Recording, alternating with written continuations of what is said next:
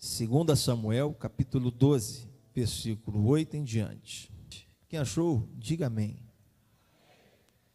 Eu te dei o palácio e as mulheres do teu Senhor. Eu te dei a casa de Israel e de Judá. E se isso não fosse suficiente, eu haveria acrescentado muito mais.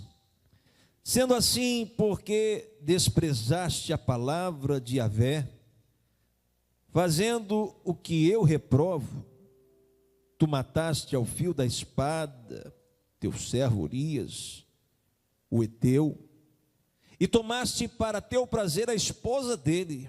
Sim, tu mesmo mataste por meio das armas dos amonitas, e ficaste com a mulher dele. Portanto, agora a espada jamais se apartará da tua casa, porquanto desobedeceste a minha palavra, e tomaste a mulher de Urias, o heteu, para que ela se tornasse tua mulher.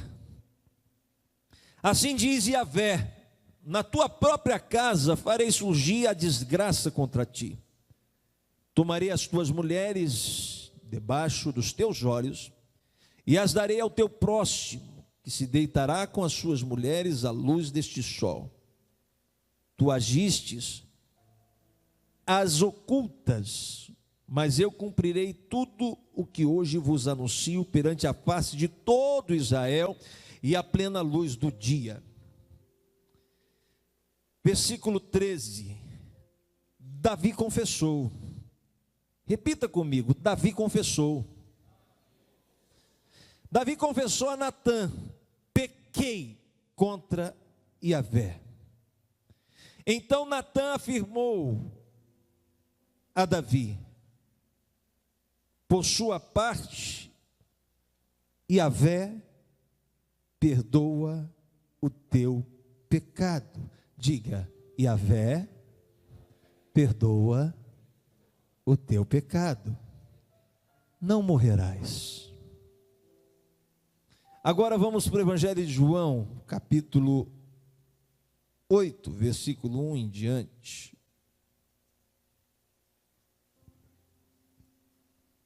Jesus, entrando, foi para o Monte das Oliveiras. De madrugada voltou novamente para o templo, e todo o povo ia ter com ele. E assentado os ensinava.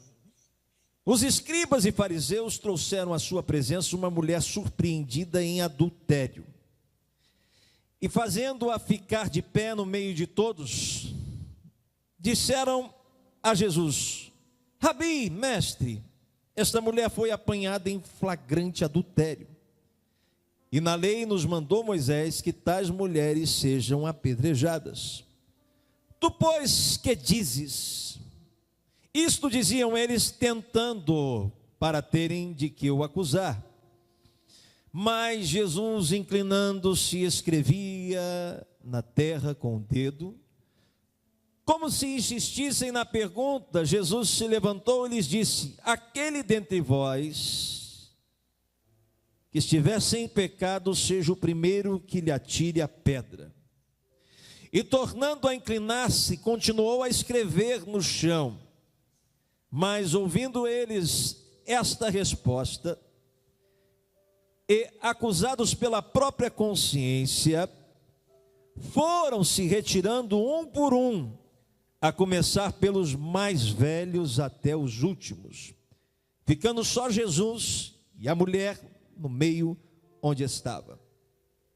Erguendo-se Jesus e não vendo a ninguém mais além da mulher, perguntou-lhe: mulher, onde estão aqueles teus acusadores?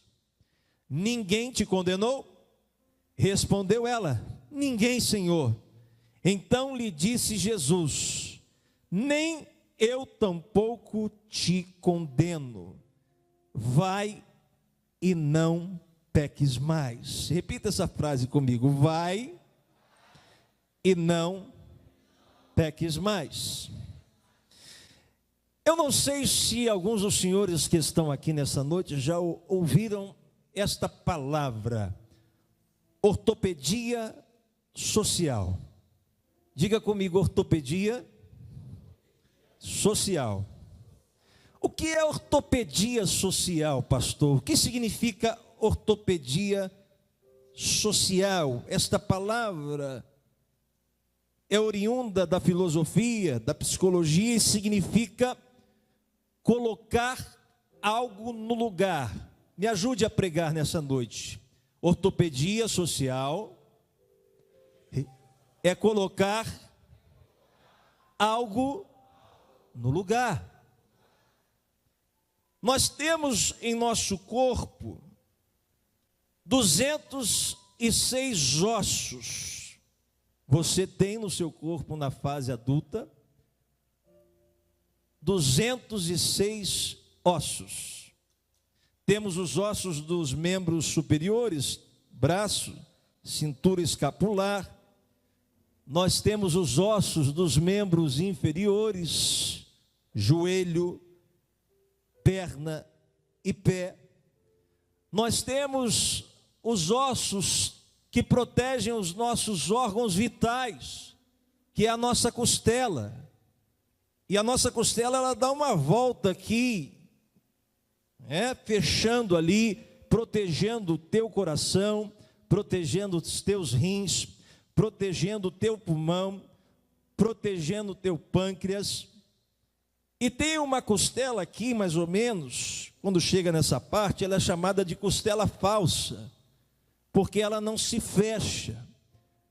As mulheres mais vaidosas, hoje, estão pedindo para os cientistas, os médicos, retirarem essa costela falsa, para ficar com a cinturinha mais fininha.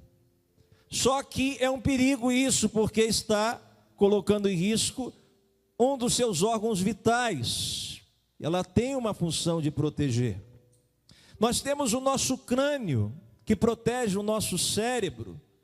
O nosso crânio, ele tem 3 camadas, chamadas meninges. Até chegar no nosso cérebro, nós temos aqui esse couro cabeludo, depois vem outra camada, depois mais uma camada chamada de meninge. Tem a função de proteger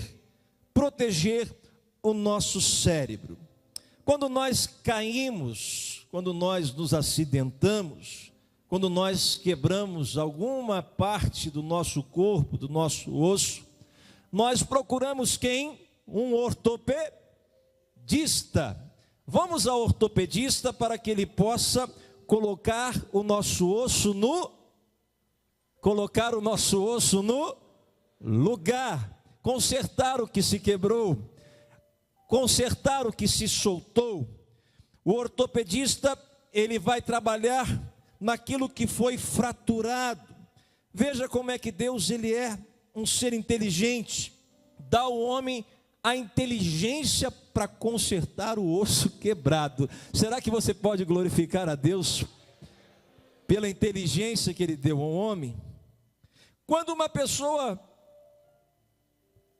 pratica algo que não está de acordo com as regras da sociedade, da religião, acontece então uma fratura moral. A ortopedia social, que são as regras e normas da sociedade e da religião, entram em ação, pois o adultério, os roubos, as traições trazem prejuízos à vida de uma pessoa.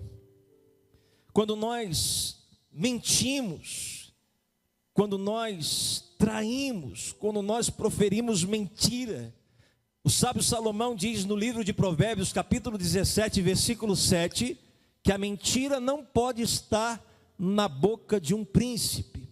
No Evangelho de João 8,47 diz que o pai da mentira é o diabo. Tudo isso vai enfraquecendo os relacionamentos. Quando vem adultério, vem a desconfiança. Quando vem adultério, vem a falta de credibilidade. A pessoa conta uma mentira ali, conta uma mentira aqui, e este relacionamento vai se enfraquecendo, vai se fraturando, vai se quebrando, algo que estava sólido, algo que estava no lugar, vai se soltando, é chamada a ortopedia social. Prejuízos morais, a pessoa já não tem mais a credibilidade na sociedade, prejuízos sociais, prejuízos financeiros, pois a pessoa que se divorcia, a pessoa que pratica o adultério e sai de casa e arruma outra família, ela se esquece que terá que sustentar duas famílias. Uma já é difícil, imagine duas. Tudo isso consequências do pecado. O pecado cega a pessoa, a paixão cega a pessoa e ela não vê que aquele momento de prazer ele vai durar míseros minutos, poucas horas e depois trará uma consequência.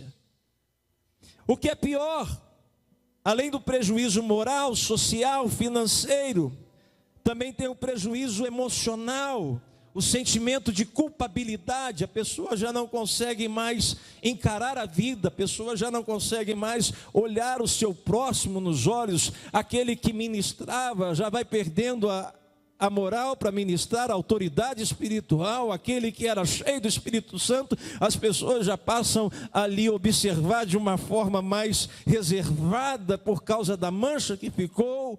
E o que é pior, além da doença emocional, da doença física que vai atingindo o ser humano, é a doença espiritual. Quem glorificava já não glorifica mais, quem trabalhava na obra de Deus já não trabalha mais, quem era envolvido já vai se afastando do primeiro, do segundo, do terceiro. Eu não estou falando aqui de uma posição física, mas de uma posição espiritual. A pessoa já não glorifica, já não adora, já não sente mais a presença de Deus, se tornou um defunto na casa de Deus. O que eu quero te chamar a atenção nesta palavra, muito rápida, muito prática, objetiva, de fraturas de ortopedia, seja ela física, seja ela social, seja ela espiritual, é o que acontece com Davi. Davi era um homem cheio da graça de Deus, cheio da alegria de Deus, cheio da presença de Deus. Davi tocava harpa, Davi liderava, Davi cantava, Davi saltava. Quando o Espírito de Deus está na minha vida, eu glorifico, eu adoro, eu exalto, eu choro, aleluia, eu aplaudo, eu canto, eu toco. Se o Espírito de Deus se move em mim, eu adoro como Davi. Mas quando Davi peca, ele diz: os meus ossos se secaram. Nós vemos na passagem de 2 Samuel que Davi foi tentando dar um jeitinho, Davi foi tentando arrumar, Davi foi tentando maquiar, aleluia, o pecado. Davi foi tentando disfarçar, talvez uma maquiagem no rosto, talvez uma roupa mais bonita. Meu querido, não adianta a gente tentar maquiar. A única coisa que pode nos libertar, a única coisa que pode restaurar a presença de Deus na nossa vida é a confissão, porque aquele que confessa alcança a misericórdia de Deus, e tudo que ele faz, Deus confirma, Deus prospera, Deus confirma, Deus prospera, Deus confirma, porque o Espírito de Deus está sobre a sua vida. O Espírito de Deus está sobre a sua vida nessa noite. O Espírito de Deus está na sua vida nessa noite. Ainda tem alegria, ainda tem azeite, ainda tem azeite. Quando Natã diz para Davi: este homem é você, você pecou, Davi não tenta justificar. Davi não tenta argumentar. Davi não bate boca com o profeta.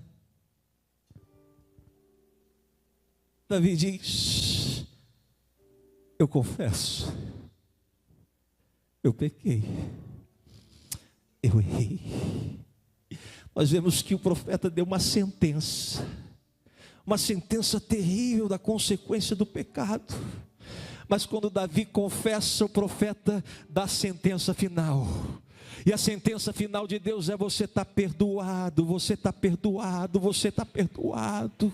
E a sentença final do profeta é: você não vai morrer, você não vai morrer, você não vai morrer. Tem gente pensando que por causa de um tropeço você vai parar. Tem gente pensando que por causa de um tropeço é o fim da tua história. Mas Deus manda te dizer: você não vai morrer, você não vai morrer, você não vai morrer, você não vai morrer, você não vai morrer. Eu ainda tenho muita coisa para fazer na tua vida. Será que tem alguém que recebe essa palavra aqui nessa noite? Diga para o seu irmão: confessou, não vai morrer, não vai morrer. Oracandalagaxarabassurianda.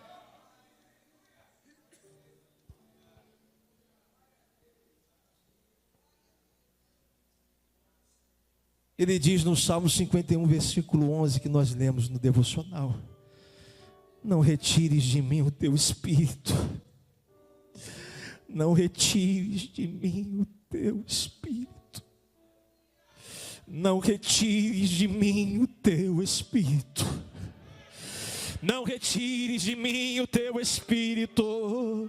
É o Espírito Santo que está te fortalecendo, é o Espírito Santo que está te auxiliando.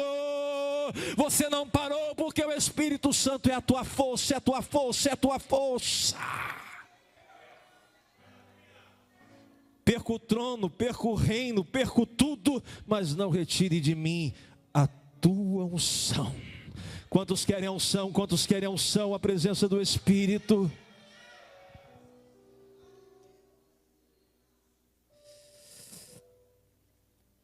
Falamos de ortopedia social, falamos de ortopedia física, e eu queria falar da ortopedia espiritual.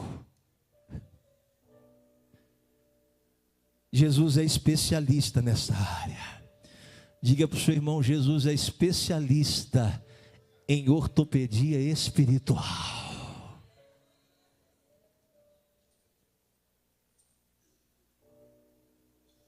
Irmão, essa doença atinge a humanidade há muito tempo.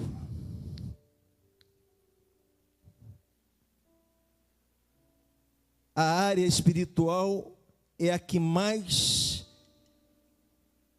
atinge a humanidade. Nesta passagem, essa mulher está destruída pelo pecado. Essa mulher, ela é apenas uma peça nas mãos de pessoas malignas, de pessoas mal intencionadas. Essa mulher está destruída socialmente, essa mulher está destruída espiritualmente. E a pior coisa que tem quando uma pessoa erra, quando uma pessoa peca, é a sua exposição de forma maldosa, é a sua exposição de forma maliciosa, é a sua exposição de forma a denegrir a sua vida, destruir a sua vida. É o que aconteceu com essa mulher. Sim, o adultério é um pecado grave. Jesus sabia que existiam as leis, as consequências. Mas deixa eu te falar uma coisa que eu e você precisamos aprender. Jesus odiava o pecado, como nós também odiamos. Quantos odeiam o pecado aqui? Pode levantar a mão. Eu odeio o pecado. Odeio. Sabe por que eu odeio o pecado? Porque o pecado tira minha força espiritual. Porque o pecado tira minha alegria. A Bíblia diz em Neemias 8:10 que a alegria do Senhor é a nossa força. Só que Jesus nos dá uma lição. Eu odeio o pecado. A lei diz, é verdade, eu odeio o pecado. Só que eu tenho uma boa notícia para você, meu irmão. Jesus odeia o pecado, mas Jesus ama o pecador. Era para você estar glorificado. Jesus odeia o pecado, mas Jesus te ama, Jesus te ama, Jesus te ama, Jesus te ama, Jesus te ama do jeito que você é. Jesus abraça o pecador. Jesus restaura o pecador, Jesus cura o pecador, Jesus liberta o pecador.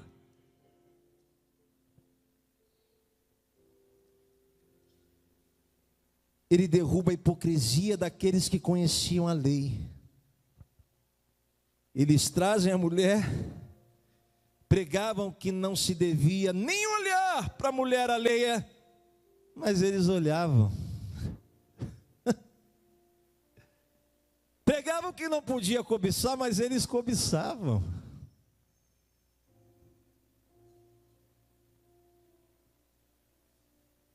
Pregavam que não deveria adulterar, mas eles adulteravam. Vão pegar o microfone aqui e citar a Bíblia de cor e salteado não é tão difícil. Aplicar uma excelente oratória, confesso a vocês, não é tão difícil. O que Deus mais quer da gente é que, além de pregar e citar os versículos, é que a gente viva a sua palavra na autenticidade. Quantos querem viver a palavra de Deus, viver a palavra de Deus?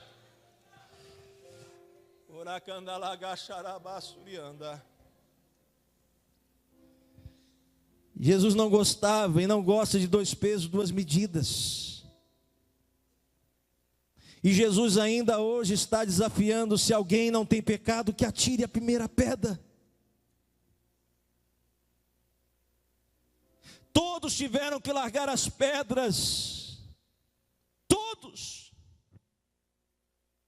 Jesus perdoou uma adúltera?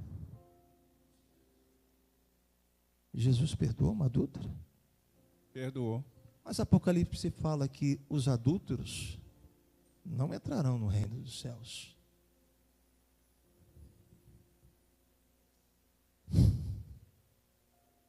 Jesus perdoou a Davi?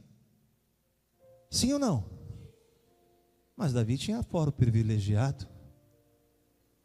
Mas Jesus perdoou. A questão não é o foro. A questão não é se você adulterou ou se você não adulterou.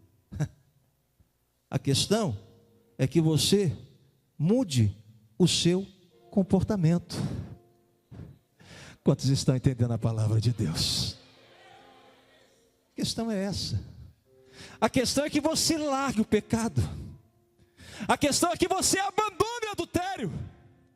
Porque se você largar o pecado, se você abandonar o pecado, Jesus vai te dar um banho no seu sangue, e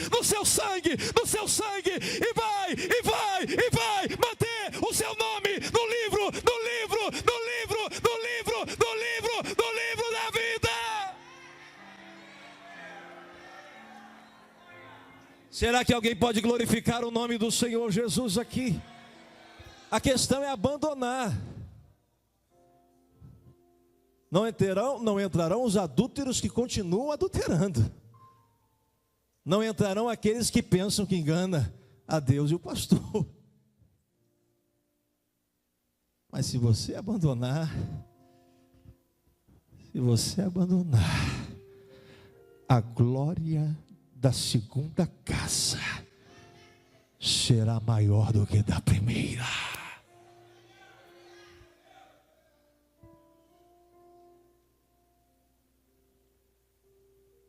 Todos tiveram que largar. Jesus disse para aquela mulher: você está perdoada. Irmão, que coisa gostosa, que coisa maravilhosa é quando alguém nos perdoa, quando alguém te solta. Perdoar significa deixar ir, perdoar significa libertar. Para de reter o perdão, para de reter. A pessoa que quer caminhar, que quer andar, que quer evoluir, ela quer o seu perdão. Pastor Davi, o senhor perdoou? Sim, chegou, pedi perdão, está perdoado em nome de Jesus. Mas a gente precisa verbalizar. A Bíblia fala: se você tem alguma coisa contra o seu irmão, vai até ele e peça perdão. Aqui nessa igreja, Vira e mexe, alguns cultos, algumas pessoas de alguma cidade vêm aqui e me pedem perdão. Eu falo, você está pedindo perdão? Sim, eu estou arrependido pelo que eu fiz com o senhor, pelo que eu fiz com a sua família. Eu digo, você está perdoado em nome de Jesus. Mas diga para o seu irmão, para perdoar, diga para ele, para perdoar, tem que pedir perdão. Deixa eu contar um fato. Um veio, pediu perdão. Saiu de lá da cidade e veio aqui. Pastor Davi, eu quero pedir perdão ao senhor e à sua família. Ele está perdoado, em nome de Jesus. Aí ele estava aqui fora, perambulando. Eu virei para ele, você vai para onde? Eu estou indo lá para onde o senhor mora. Eu falei, entra no meu carro, vamos comigo. Eu falei, entra aí, rapaz. Posso? Eu falei, claro. Uma vez que você perdoa, o que ficou para trás, ficou para trás. Será que você pode glorificar a Deus por essa palavra? Ah, o pastor Davi não perdoa. Meu filho tem que pedir perdão. Pedir perdão. Jesus colocou no lugar aquilo que estava fora do lugar. Aquela mulher estava arrebentada. Irmão, se aquela mulher não se encontrasse com Jesus, eu duvido que ela teria força para continuar a sua vida. Como o Espírito Santo está falando comigo aqui nessa noite. Tem pessoas que algo foi quebrado, foi fraturado e ela não está conseguindo caminhar. Mas nessa noite Jesus está colocando as coisas no seu devido lugar. Quantos acreditam que Jesus está colocando as coisas no seu devido lugar? E Jesus disse, vai e não peques mais, eu te restituo a dignidade, a alegria e a paz que te foi roubada e fraturada. Será que você pode se colocar de pé glorificando o nome do Senhor Jesus? Aleluia! Será que você pode glorificar a Deus por essa palavra? Será que você pode aplaudir o nome do Senhor Jesus por essa palavra? Eu quero finalizar essa mensagem com uma frase muito interessante que eu ouvi. As relações não prosperam porque o culpado é castigado, mas sim porque o inocente é misericordioso. Vou repetir. As relações não prosperam porque o culpado é castigado, mas sim porque o inocente é misericordioso. Pergunta para o seu irmão, você é misericordioso? Você é misericordioso? Sidney, você é misericordioso? Tem misericórdia aí? Tem misericórdia? O senhor é misericordioso? Misericordioso? Misericordioso? Aleluia. Que a misericórdia do Senhor esteja sobre a sua vida. Deus disse, vai mulher, vai, toca a tua vida, toca o barco, vai viver, vai sonhar, vai conquistar. Eu estou te curando, te curando, te curando, te curando. Levanta dessa cama, dá um salto dessa cama. Aleluia, Jesus já te curou e te perdoou.